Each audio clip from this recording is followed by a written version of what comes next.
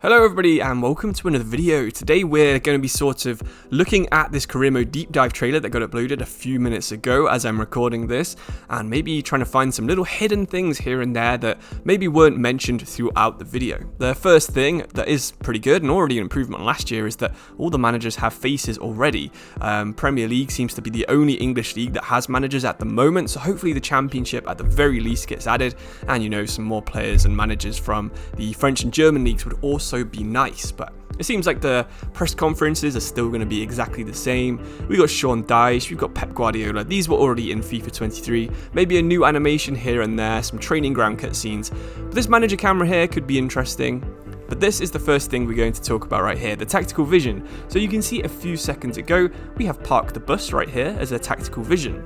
Quickly have a look at these. So these are on 30 and 20. As soon as they change to Gegenpress, these also change. I'm not sure if changing your tactical vision will actually sort of link to these and just instantly give you a tactical identity. That would be quite cool if there was like a decent amount of tactical visions you can switch between. Maybe something a bit like Football Manager where you have a ton of different options in this area.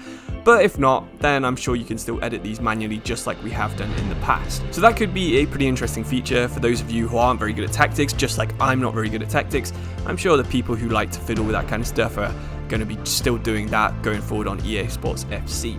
But now it's time to look at the coach market, which is probably the biggest change in FIFA for quite a while, especially in career mode. So you can see that every single coach is given a rating 1 to 5 in 4 different areas.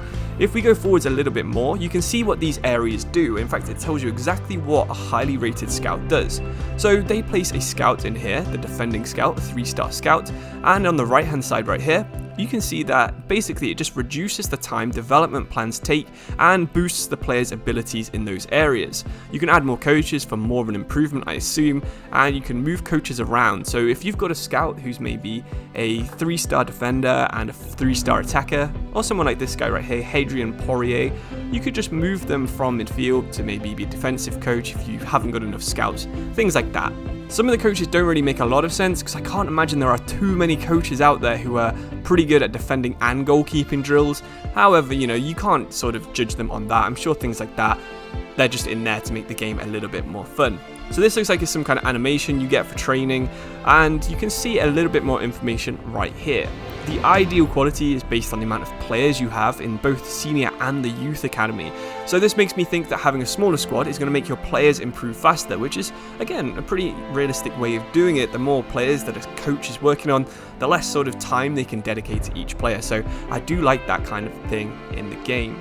And you can see how long some of these player development boosts do take though. Verratti's fairly old, 141 weeks is nearly 3 years. Renato Sanchez, a bit younger, he's getting boosted from a full year down to 48 weeks. And Vitinha again, a bit younger as well, 42 weeks instead of 45. So the better the scout is, if you go back a little bit right here, you can see that he's a 4-star scout in attack, so these numbers are going down way more than in midfield where he's only a 1-star. Marco Asensio's cutting off nearly a full year to get his development plan boost. I'm not sure why Neymar's so fast because he is in his 30s now, but maybe that's just a little error in the video itself.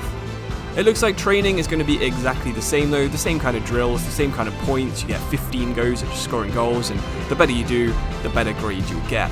That's basically all they showed about youth coaches, but I know I'm going to do quite a few videos to start off with EA Sports FC, so make sure you subscribe if you don't want to miss out on me trying to figure out exactly how they work on FIFA 24, or EA Sports FC I guess we'll call it.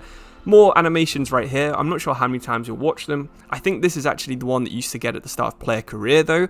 I'm not sure why they're showing it in the manager career mode, but maybe it's been added to that as well. So this is another important part of how training works now. Instead of doing maybe certain days that's more about fitness and certain days we're more about getting sharpness, instead now you can sort of toggle between the two, use a bit more fitness to get a bit more sharpness, or the other way around, lose sharpness to get your players a bit more fit if you're playing in a really important game. But beyond that, it doesn't really seem to be too different, honestly. You set training plans just based on this. I assume the regular development plans from last year are still in there, where you can choose a certain role like being a poacher or a ball-playing centre-back, and that would also be added, but I'm not too sure just yet. So this looks like it's the scout report you get before a match. I'm not sure why the La Liga logo is like that. Maybe it's just not been added to the game because it is a new logo. But this is what you would see, I guess. You wouldn't see the players' ratings, which is maybe a bit weird. I think maybe it could be a range, so it could be like Vinny Jr., it should be like 81 to 88, just so you know sort of the rough estimate of how good these players are, even if it's not specific overall rating. But, you know, getting the formation, getting the tactical vision they use could also be quite important, because if you are playing against a tiki-taka side, like Real Madrid apparently are on FIFA 24, then you're going to have to maybe play either tiki-taka yourself or go gegenpress and try and press them so they don't have as much time to sort of play the ball around. I also think that key defensive players and key attacking players will probably be something like we saw last year, where you turned on competitor mode and certain players played a bit better. I assume the key attacking players will probably just play a little bit better when you're playing against them on career mode. But basically, I think that's just about all we saw here. Yeah, again, we have a look at the tactical visions. So we now know there's at least 4 different options. I think balanced, park the bus, tiki-taka, and gegenpress. But beyond that, not really too many more. Training itself looks, again, very simple, but you can sort of get small boosts and traits here. So you can see in the example right here with Newcastle, you can do training to get these little traits. So you can give Fabian Schär whipped crosser for some reason. Joelinton can be better at passing into space, and maybe Guimaraes gets a faster pass, while Trippier is really good at crossing the ball in.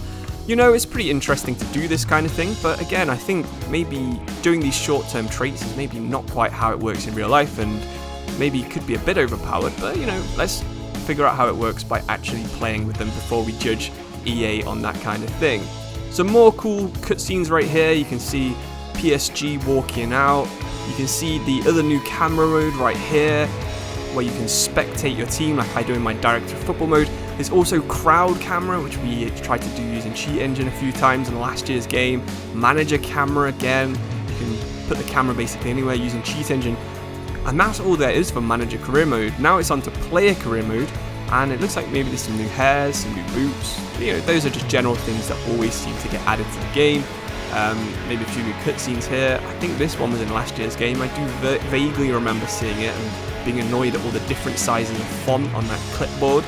We've even got the same sort of grey sleeveless vest getting worn on the exercise bike that's been on FIFA for over a year now, but you can't expect them to change everything, I guess, but it would be cool if there's a bit more variation in some of these animations.